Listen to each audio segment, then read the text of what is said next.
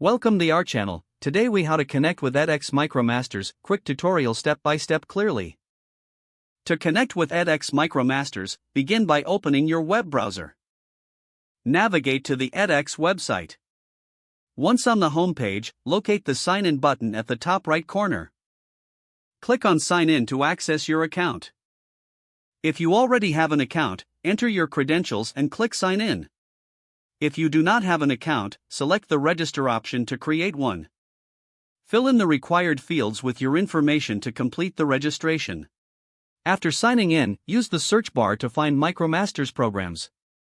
Type MicroMasters and press Enter or click the search icon. Browse through the list of available programs that appear on the screen. Select a program that interests you by clicking on its title. You will be directed to the program's main page.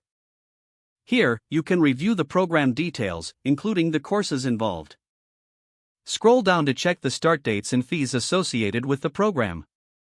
To enroll in a course, click the Enroll Now button on the program page.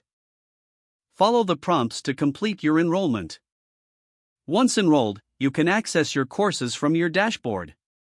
Visit the dashboard regularly to track your progress and upcoming deadlines.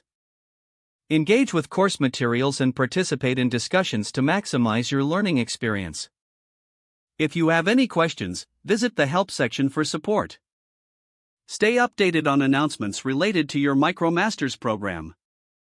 Now you are ready to embark on your learning journey with edX MicroMasters. If the page does not load, refresh the browser or try again in a private or incognito window.